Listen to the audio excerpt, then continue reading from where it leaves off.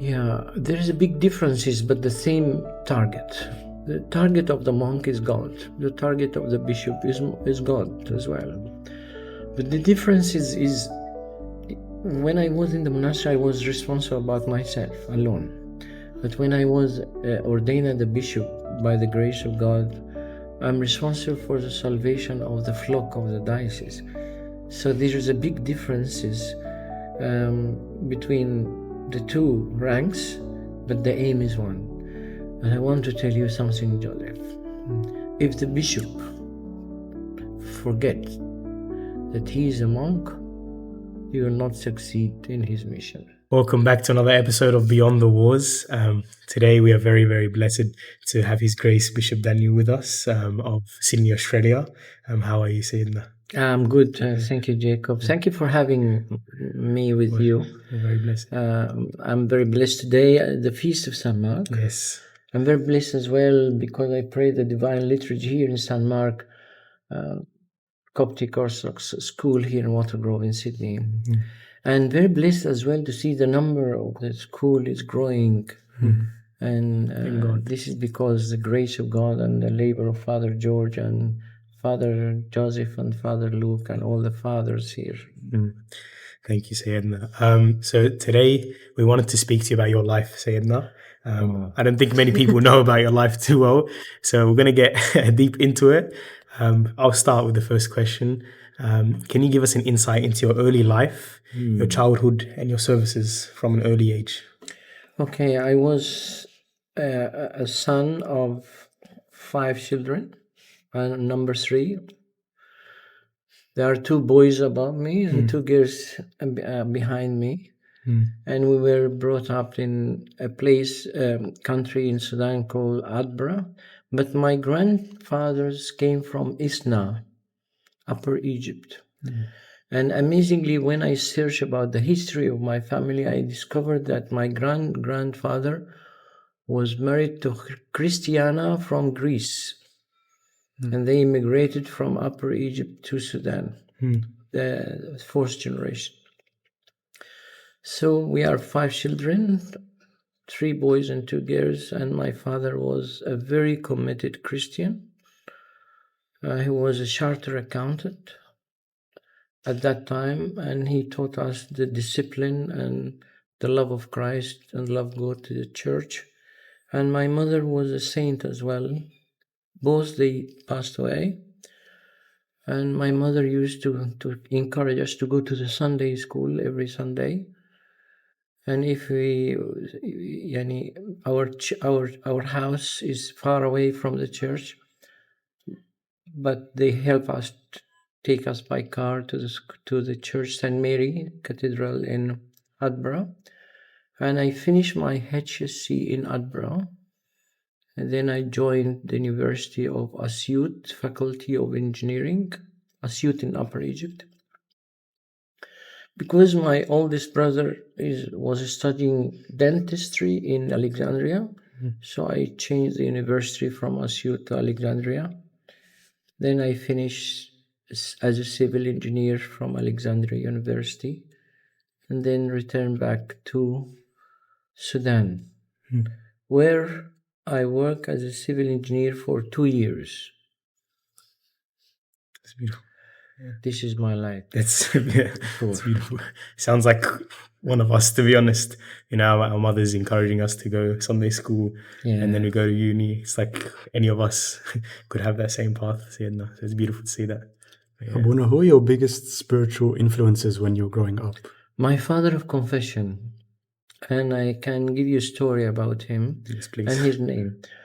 You know, in Sudan there is no priest who are serving the congregation. We used to bring monks from Egypt, from El Mahara University, St. Anthony. So the late Metropolitan Daniel of Khartoum brought a saintly monk called very Reverend Father Theodoros al-Maharra'i. And he was a very old man, and he's the Hegoman. And I took him as my father of confession, and I loved the monastic life through him, and I used to serve him in St. Mark as well, and St. George Church in Khartoum, because we left Adbara to Khartoum after my father finished his term as general manager, financial general manager of Sudan Railways.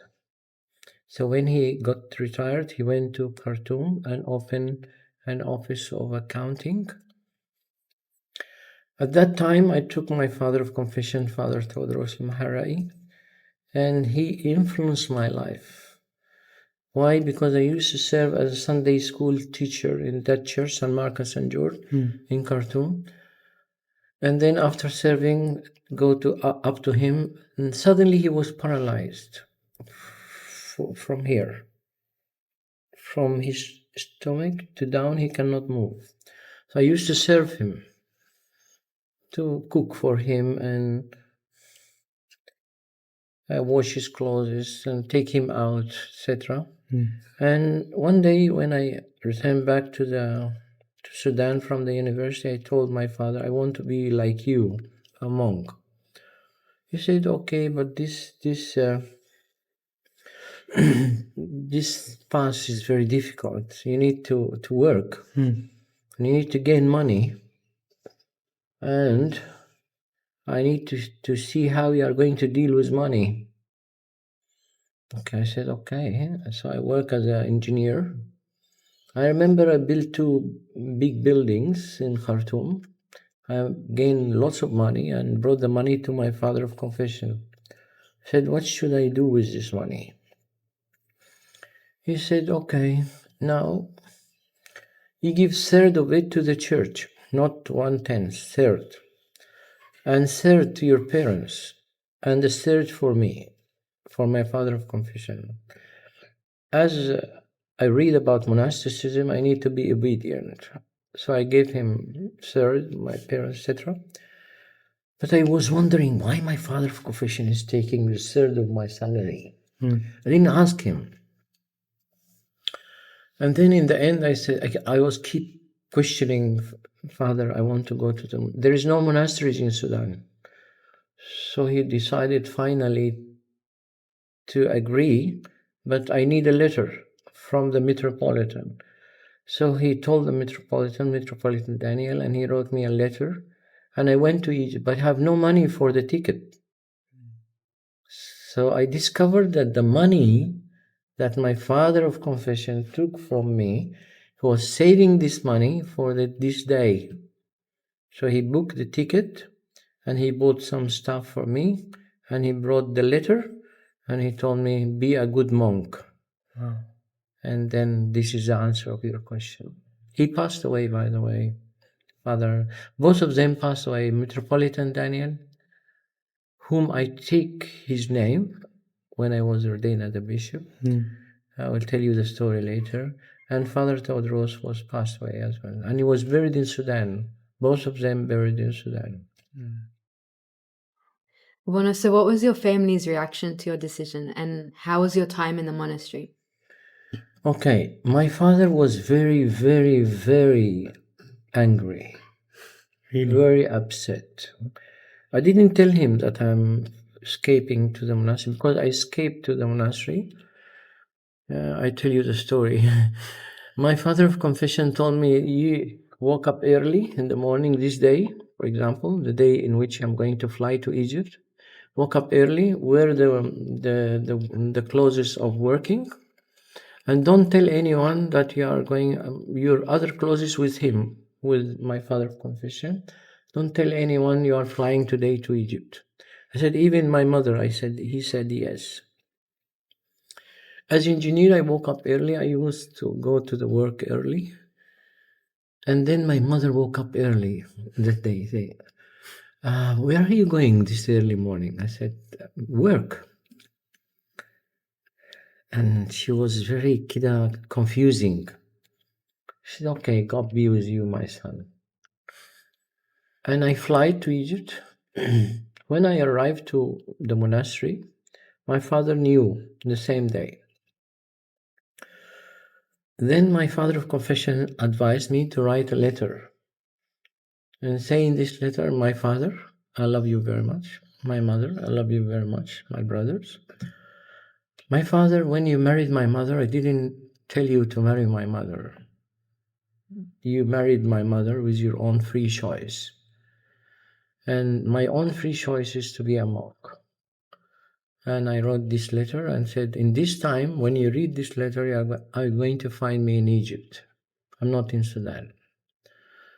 And I wrote this letter and left it with my father of confession upon his direction. And when I arrived at the monastery of St. Anthony, my father of confession gave the letter to my father. And as I told you before, he was very upset. He came to Egypt. And he said to the abbot of the monastery, I need to take my son. And I went to him. I said, my father, I love you very much. But this is what I choose in my life. And please, I can return back with you now, but this is not my will, my desire. I will be upset. He said, are you sure? Because this way is difficult. I said, my father, with your prayer, I will be able to do it. And the prayer of the father. He said, okay, but I need one thing from you. Your mother is in Cairo. She came to Cairo. And she cried a lot when he departed to Egypt. And now she's in Cairo. She wants to see you. At that time, I was a monk. And I went to Egypt, to Cairo from St. Anthony, and I saw my mother. You cannot imagine what happened when my mother saw me as a monk. She was very happy. And my father became very happy as well. But after a long battle, maybe after 3 years of me entering the monastery, there is a lesson here to you. You need to be very frank with your parents and tell them what is inside you. Based in one condition, that the thing that inside you is good, matching with the commandments of the Lord. And if you trust in yourself and your father of confession in God, do it. But at the same time, you need to show the full respect to them. So yeah, to bring it back a bit, what was the moment that you decided you wanted to become a monk and spend your life with God in solitude? Yeah, in year 12. In year 12, I used to serve Abuna before going to the university. And he said to me, it's too early. You cannot go to the university, you're still young. I said, okay, what do you ask me to do? He said, you need to go to the university and finish university, work for 2 years, and then I might think that I give you my approval.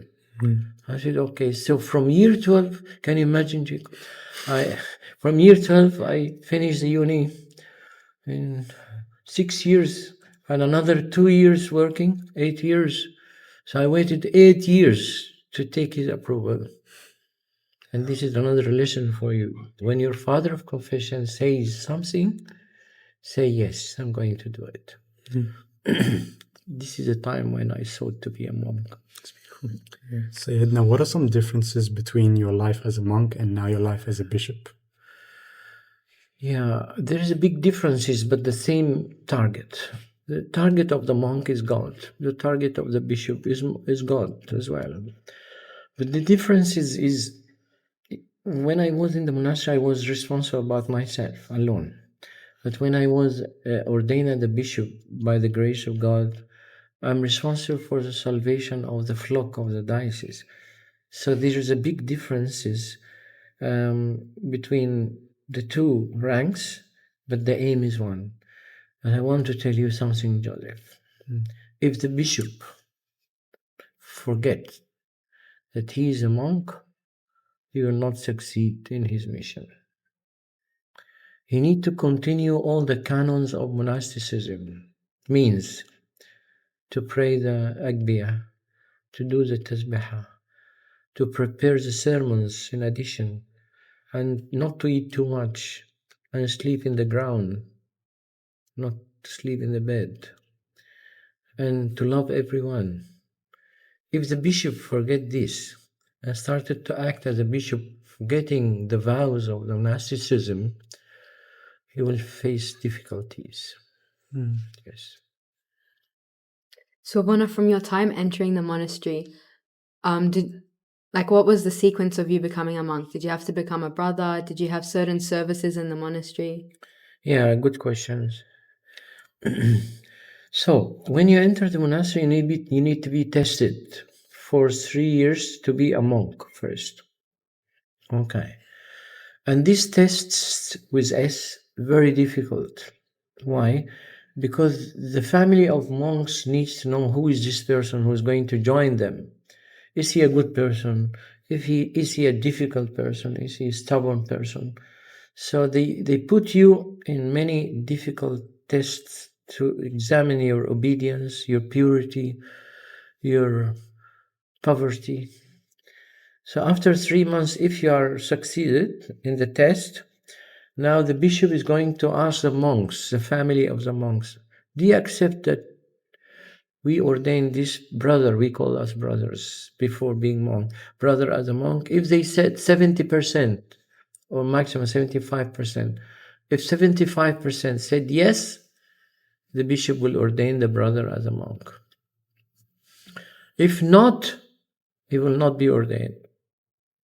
He will spend another 3 years.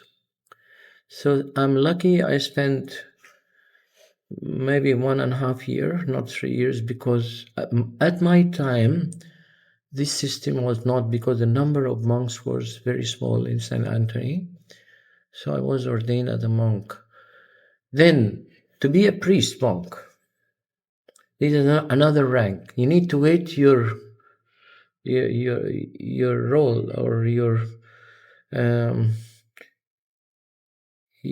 time to be a monk. And also you need to be tested. You are not going to be ordained as a priest unless you come with the brothers in whom you were ordained as a monk. I remember we ordained as 8 monks in the time. 8. We are not 5, we are 8. So the monks who are ordained before us, they need to be ordained as a priest. When they finish and waited for another years, our time will come as 8 monks. So after this, we need to wait for another 15 years, 15, to be ordained as a bishop. But not all the priests, monks can be ordained as a bishops. Why? Because they need to have some criteria, some recommendation from the bishops. So I waited for 18 years to be ordained as a bishop, but it's the choice of God and the grace of Christ. Sayyidina, you spoke about the general process, but what was your process like? And what was your reaction when you were told you were going to become a bishop, and a bishop in Sydney, Australia as well? Sydney, there was another monk who was appointed to be a bishop for you, not me. Really? Really, this is for history. And this monk is a very holy monk, very blessed one. But what happened when the ordination was going to take place in the 23rd of June 2002, one of the bishops went to the the late Pope Shenouda III, may God repose his soul, and he said to him, can I talk to you, your Holiness? He said yes. And this bishop was beloved to His Holiness, and His Holiness Pope Shenouda used to trust in him. Okay. He told him, the monk you are nominated to be the Bishop of Sydney is a holy monk, blessed one, but there is one missing point in him. He said, what is it? He said, he doesn't know how to speak English. And I advise you, Your Holiness, to see another one. This happened before 1 week of my ordination. So the late His Holiness Pope Tawadros II, Pope Shenouda III, called Bishop Anthony. Bishop Anthony. Let me go back to Metropolitan Daniel, okay? When I was graduated from the university, I went to the monastery. Then I was ordained as a priest. Metropolitan Daniel of Sudan, of Khartoum, requested me to serve with him. So I returned to serve with him from 1986 to the year 2000. 14 years. Then in the 16th of April 2000, year 2000, His Eminence Metropolitan Daniel passed away. So I decided to return to the monastery from Khartoum. But 5 bishops came from Egypt to attend the funeral. One of them, Bishop Anthony. And he saw me. He said, "Who are you?" I said, "Your son." Then I returned back to the monastery. And then he requested His Holiness Pope Shenouda that I may serve with him in St. George and St. Athanasius Coptic Orthodox Church in Newcastle upon Tyne in UK. So His Holiness Pope Shenouda agreed. I went with him. Let me go back to the story now, the main story. So His Holiness Pope Shenouda called Bishop Anthony. He said, "This is a story. I cannot ordain the monk as a bishop for Sydney. Do you have good monk with you, serving with you?" He said, "Yes, I have Abuna Mittaus Anthony with me." He said, "Okay, bring him to Egypt, but don't tell him." So I went to Egypt on Wednesday, and the ordination is going to take place on Saturday. I went Wednesday before and said to Bishop Anthony, "Why you are taking me to Egypt? I am the only priest of the church. Who is going to pray in the church?" He said, "I'm going to manage it. Don't bother. But come, I need you to help me in Egypt. There's something." I said, "Okay." Say, "No, monasticism is obedient." So I went and I attended the weekly sermon of His Holiness, the late Pope Shenouda. And he announced, while I'm sitting, attending with the monks, that in Saturday we're going to ordain the Bishop of Sydney, Bishop for Sydney. And he's with us today. I don't know. I just went with Bishop Anthony. So in Wednesday, when I finished, I returned back to the center of my monastery. And the bishop of the monastery, Bishop Justus, who is here nowadays, he told me, "Come on, Father. His Holiness agreed that you are going to be ordained as the Bishop of Sydney. We need your opinion." I said, "I don't know Sydney, but I cannot say yes, I cannot say no. This is the monasticism rules." So Bishop Justus and Bishop Anthony took me and gave me some advices, and I was ordained as the Bishop of Sydney the 23rd of June, the year 2002. So Sayyidina, when you were ordained, did you initially have any plans in uniting the parishes and like managing the Diocese of Sydney, like Teens Day and things like that? Yeah, this is a good question, Joseph. Thank you. I had an advice from my father of confession, and not Father Todders, because he passed away.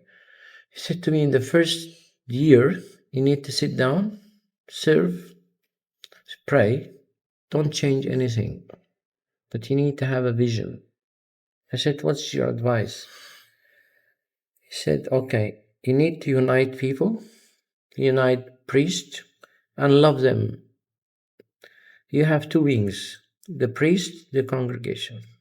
You need to gain the love of the priest, serve the priest, visit the priest, help the priest and the congregation as well. In this way, are going to be successful." I had a vision, Joseph, for the diocese, and this vision I was consulted a very professional person here in Sydney called Amgad Boutros. I brought Amgad to give me some lessons how to design the vision for the diocese. and we designed the vision. The vision was about three things: to concentrate about Sunday school, the Coptic schools, and the youth. Why? Because they are the future generation of the Coptic Orthodox Church in Sydney. So I paid lots of effort to work in these three areas. And in the previous days, if you notice, I ordained many young youth as a priest. Why? Because I need them to connect with you, the third generation. And I have an advice for you, Jacob, Joseph, and Alicia. You are the future of the church. We need to train you to be leaders, then to take the torch of the faith after us. So you need to be trained how to be a good leaders, spiritual leaders, not in the school. I think you are in year 12, all of you. When you finish, do not stop this work. You need to continue, and you need to serve the school. You need to serve the church. And at the same time, you need to have very strong spiritual life. Otherwise, you are going to lose yourself in the society. And this is my main vision for the diocese. Saying that, I had a separate question. In terms of the attire of a bishop, attire, the like what you wear and what you carry, a lot of people see you carrying the staff, and there's the rod behind you in the liturgy and stuff. Could you explain to those who don't know what they are? Okay, the bishop must carry the cross because he's the preacher of the redemption of Christ. And then I will explain this, very important. The bishop must not wear the cross here. There is no cross here. If you notice, this is the icon of St. Mary. While the priest can wear the cross, but the bishop cannot wear can carry the cross, but he should wear the icon of St. Mary to preach the sacrament of incarnation of Christ, because this is the foundation of salvation. If there is a ring like this here, it will be wrong. Why? Here and here. Because it symbolizes the cross, and St. Mary was not crucified. You got the point? So it is an icon for St. Mary. It is for the preaching of the incarnation of Christ. And then this staff as a shepherd. But this staff must use in all merciful, compassionate way.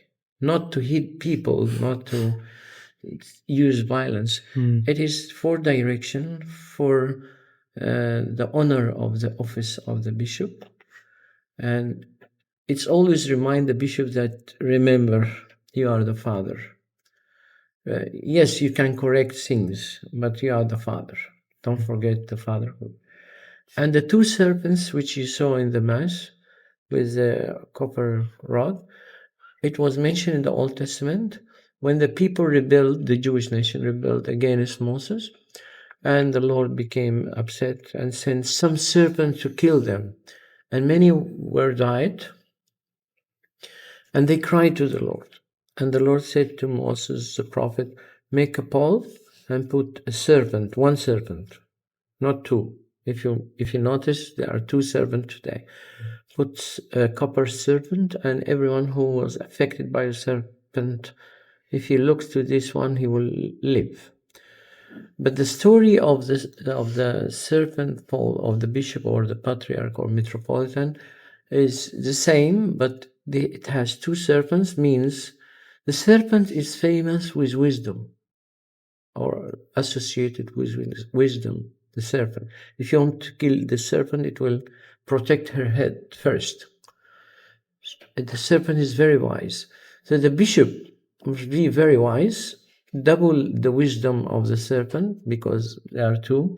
But if you notice, there is a cross in the top of the two serpents. That means he's a serving of the redemption of Christ with wisdom. And you find a red ribbon here. through the sacraments of the Church, which is the Eucharist.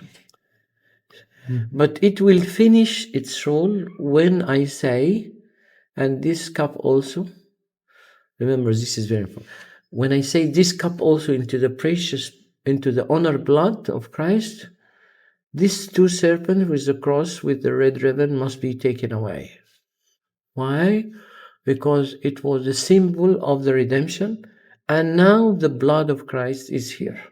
The real blood, the real body is here. There is no meaning for the symbol. Wow. And I want to explain this as well.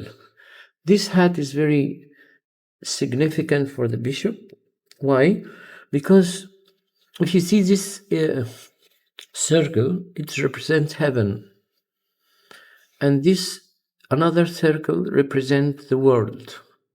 So the bishop must judge everything from every angle through the judgment of heaven. So, for example, if Alicia came to me and told me something here, I need to search about all the things related to what Alicia said. And then I need to pray and ask heaven, ask my Father of Confession, ask the Bible, what shall I do in what Alicia said? How can I behave? So I used to pray, ask God, and then I will act. And this hat also, inside it, there is another circle, which is you need to be in love with Christ, loving Christ without end, because you cannot find the start or the end of the circle. This is the old stuff of the bishop. It's beautiful. This. I forget to tell you that the monk must wear this, and this kalanswa, we call it kalanswa, it has 13 crosses. Six here, and one in behind, meaning the 12 apostles and Christ.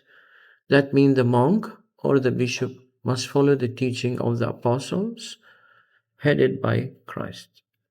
Otherwise, he cannot say any teaching. For example, if you notice today, some of the boys and girls came to me to take the Holy Communion. And they said, we took breakfast. I said, okay, you cannot take the Holy Communion because you need to fast for 9 hours at least. So I need to be committed with all the commandments of the apostles, guided by Christ. Thank you, Sayyidina. Yeah. So, Sayyidina, I had a question. I think usually when monks are distributed in different places, like in Sudan, in England, it's for temporary periods of time because they belong to the monastery. Yes. But for a bishop, it's a permanent position. Yes. So how do you, when having the initiative and desire to go into the monastery, isn't it seeking like solitude with Christ? So how do you then feel being placed in Sydney? Good question. I used to experience my private life as a monk while I'm a bishop in two ways. I manage perfectly my time. So I have to spend some time in my cell here to pray my canon, the Agbeya, read the Bible, and read spiritual books. The second way, I used to go to Egypt twice to attend the Holy Synod meetings, and I want to explain to you as a young generation what is the Holy Synod. The Holy Synod is a synod or gathering of bishops, metropolitans, and the two vicars of Cairo and Alexandria, headed by His Holiness, the Patriarch. We used to meet once a year, official meeting from 10 a.m. to 2 p.m., once a year. But before this meeting, we are divided to 10 subcommittees. And these 10 subcommittees used to meet 1.5 hours before the Holy Synod meeting to discuss the agenda related to them, to the name of this committee, and then to raise some recommendation. So, when I go to Egypt to attend the Holy Synod and the 10 subcommittees meetings, I used to go to my monastery, spend time. We used to go to Egypt another time during the year in November. In November, we had a seminar for all metropolitans and bishops with His Holiness, and we used to discuss one topic at a time. For example, the previous year or the previous years, we discussed many topics, but by the grace of God, we are discussing very important topic to the Church. By the way, I'm flying to Melbourne in the 19th of May to attend a joint conference between the priests of Sydney and Melbourne. And from there, I'm going to fly to Egypt 21st of May to attend the 10 subcommittees and the Holy Synod. And by the grace of God, I will return at the 7th of June 2025. I think we're out of questions, but I had one more. Do you have any stories that you can share with us about the current Pope, Pope Tewodros, or even the late Pope, Pope Shenouda? Yeah, Pope Shenouda. Let me tell you the story about Pope Shenouda and then a story about Pope Tewodros. Pope Shenouda, when he ordained me as a bishop, he said to me, Bishop Daniel, I want to meet with you many times in the cathedral in Egypt because I want to explain to you how to deal with the priest, with the congregation. I want to explain to you what is Sydney and what is Queensland. So I remember he spent lots of time during many meetings with me to explain to me how can I behave, how can I serve, how can I deal with people. So I will not forget His Holiness, Pope Shenouda. And in the day of my departure from Cairo, listen to this story. This is the main story now. Coming to Melbourne and then to Sydney. I didn't came to Sydney directly. So he said to me, come, I need to meet with you for 5 minutes. So I went. We used to meet in the Amber Ways, in downstairs. But this time he said to me, come in my cell. And I went up in his cell, first time to see his cell from inside. And he was preparing an envelope. This envelope contains $2,000 American dollars at that time. In the 10th, I remember, 10th of October 2002. He gave me this envelope and he said to me, my son, take this money. You have bishops with you. They are going to make installment for you. They need to be generous. Look after them, purchase some gifts and look after their accommodation, etc. So I said to His Holiness, no. When I said no, I was afraid. He said, there's no one can say no to the Pope. You take the money. I said, okay, I'll take the money. So I took the money and I was very kind and generous with the bishops who came with me. Pope Tewodros. I will not forget Pope Tewodros and his encouragement to me in the service. A story. I invited His Holiness Pope Tewodros to visit us in Sydney in the year 2017, if you remember. And I said to His Holiness, in our way to Sydney, can we visit Japan? We have a small church there and we have a small community. He said, why not? Yes, I agree.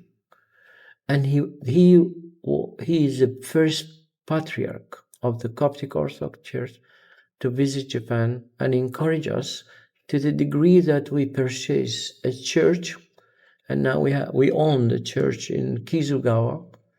Kizugawa means Kizu means river, Gawa place, river of Gawa. So we have the church there. We bought it from a Protestant church, and His Holiness blessed this church, and he went with us and encouraged us and blessed us here in Sydney. So may God repose the soul of Pope Shenouda III and give long life, peaceful life to His Holiness Pope Tawadros II. And thank you, Jacob, for the question. Thank you, Joseph. Thank you, Alicia. I think you finished. Yeah. Thank you. If you have any other question, I'm under. Thank you very much. Thank you, Thank Sayyidina. Hope to see you and continue your good mission, because nowadays media is playing a very significant role.